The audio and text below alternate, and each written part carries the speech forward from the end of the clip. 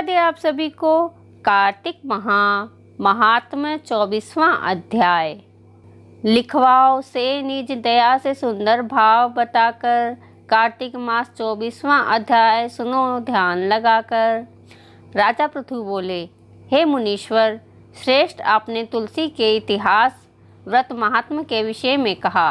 अब आप कृपा करके मुझे यह बताइए कि कार्तिक मास में क्या और भी देवताओं का पूजन होता है, यह भी विस्तार पूर्वक बताइए। नारद जी बोले, पूर्व काल की बात है।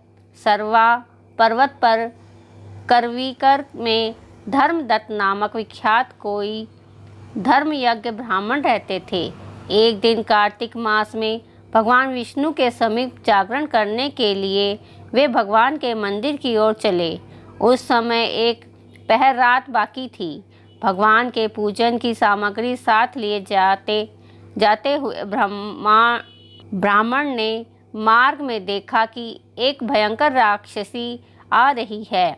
उसका शरीर नंगा और मांस रहित था। उसके बड़े बड़े दांत, लपलप करती हुई जीभ और लाल नेत्र देखकर ब्राह्मण भय से थर्रा उठा। उनका सारा शरीर कांपने लगा। उन्होंने साहस करके पूजा की सामग्री तथा जल से ही उस राक्षसी के ऊपर प्रहार किया। उन्होंने हरि नाम का स्मरण करके तुलसी दल मिश्रित जल से उसको मारा था, इसलिए उसका सारा पातक नष्ट हो गया। अब उसे अपने पूर्व जन्म के कर्मों के परिणाम स्वरूप प्राप्त हुई दुर्दशा का स्मरण हो आया।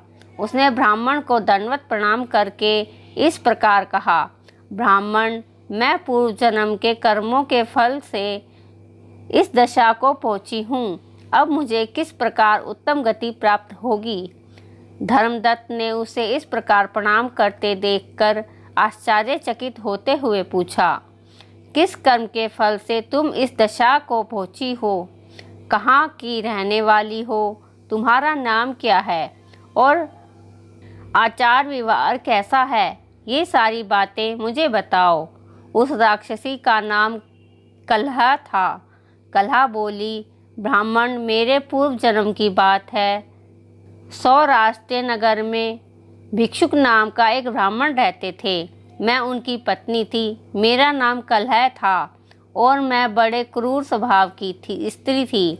मैंने वचन से भी कभी अपने पति का भला नहीं किया। उन्हें कभी मीठा भोजन नहीं परोसा। सदा अपने स्वामी को धोखा ही देती रही। मुझे कलह विशेष प्रिय था, इसलिए मेरे पति का मन मुझसे सदा उद्विग्न रहता था। अंततोगत उन्होंने दूसरी स्त्री से विवाह करने का निश्चय कर लिया। तब मैंने विष खाकर अपने प्राण त्याग दिए। फिर यमराज के दूत आए और मुझे बांधकर पीटते हुए यमलोक में ले गए। वहाँ यमराज ने मुझे देखकर चित्रगुप्त से पूछा, चित्रगुप्त, देखो तो सही, इसने कैसा कर्म किया है। जैसा इसका कर्म हो उसके अनुसार यह शुभ या अशुभ प्राप्त करे। चित्रगुप्त ने कहा, इसका किया हुआ कोई भी शुभ कर्म नहीं है। यह स्वयं मिठाइयाँ उड़ाती थी और अपने स्वामी को उसमें से कुछ भी नहीं देती थी। इसने सदा अपने स्वामी से द्वेष किया है, इसलिए यह चमगादुरी होकर रहे तथा सदा कलह में ही इसकी वृत्ति रही है। इसलिए यह विष्टाभोजी सूकरी की योनि में रहे। जिस बर्तन में भोजन बनाया जाता है उसी में यह सदा अकेली खाया करती थी।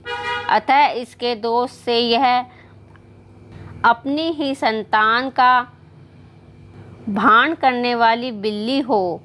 इसने अपने पति को निमित्त बनाकर आत्मघात किया है, इसलिए यह अत्यंत निंदनीय स्त्री प्रेत के शरीर में भी कुछ काल तक अकेली ही रहे। इसे यमदूतों द्वारा निर्लज प्रदेश में भेज देना चाहिए। वहाँ दीर्घकाल तक यह प्रेत के शरीर में निवास करे। उसके बाद यह पापनी शेष 3 योनियों का भी उपभोग करेगी।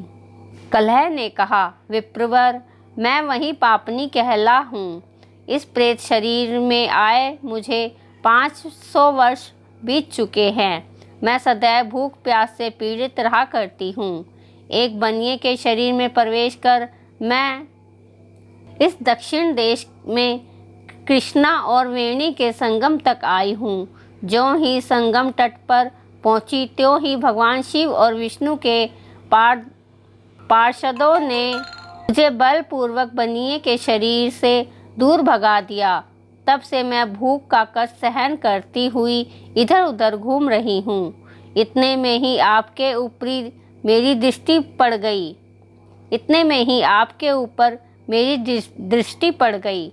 आपके हाथ से तुलसी मिश्रित जल का सर्क पाकर मेरे सब पाप नष्ट हो गए हैं। द्विज श्रेष्ठ, अब आप ही कोई उपाय कीजिए। बताइए, मेरे इस शरीर से और भविष्य में होने वाले भयंकर 3 योनियों से किस प्रकार मुक्ति हो पाएगी। कलह का यह वचन सुनकर धर्मदत्त उसके पीछे कर्मों और वर्तमान अवस्था को देखकर बहुत दुखी हुआ। फिर उसने बहुत सोच विचार करने के बाद कहा, धर्मदत्त ने जो भी कहा उसका वर्णन 25वें अध्याय में सुनेंगे।